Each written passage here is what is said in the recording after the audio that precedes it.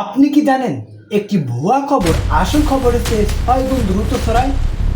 বিশেষ করে যুদ্ধের এই সময়ে আপনার একটি শেয়ার কারো জীবন কেড়ে নিতে পারে অথবা সারা দেশে আতঙ্ক ছড়িয়ে দিতে পারে। আমাদের মস্তিষ্ক কেন খুব সহজে গুজব বিশ্বাস করে, আর আপনি কিভাবে এই তথ্য যুদ্ধ বা ইনফরমেশন ওয়ারফেয়ার থেকে নিজেকে বাঁচাবেন? আজ আমরা জানবো ভুয়া খবর চেনার 3টি বৈজ্ঞানিক উপায়। শেষ পর্যন্ত দেখুন, কারণ 3 নম্বর পয়েন্টটি আমাদের জীবন বদলে দেবে। পয়েন্ট নাম্বার 1, তথ্যের সত্যতা যাচাই করা। সূত্র বা সোর্স দেখুন। ভুয়া খবরগুলো সাধারণত এমন ওয়েবসাইট থেকে বা ফেসবুক পেজ থেকে আসে যেগুলোর নাম কোনো নামী সংবাদ মাধ্যমের সাথে হুবহু মিলে যায়।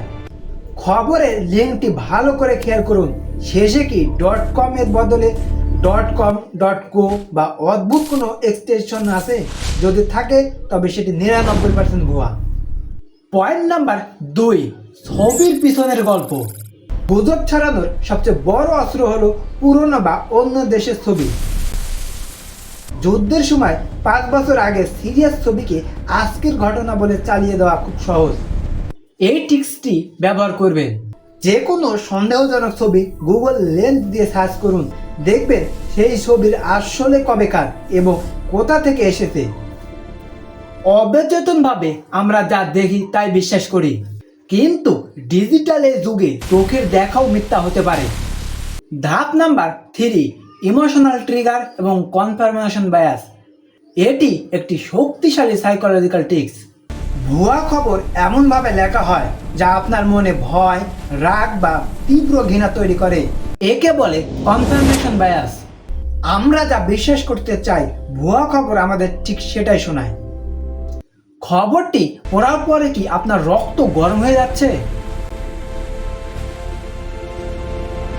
বা আপনি কি আতঙ্কিত হয়ে পড়েছেন?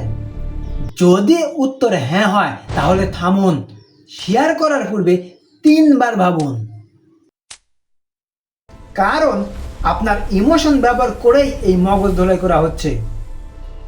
এই সংকটময় সময়ে আমরা সবাই এক একজন তথ্য যোদ্ধা। একটি মিথ্যা শেয়ার থামানো মানে একটি জীবন বাঁচানো। ভিডিওটি ভালো লাগলে এবং প্রয়োজন মনে হলে আপনার প্রিয়জনের কাছে শেয়ার করুন। সাবস্ক্রাইব করে পাশে থাকুন।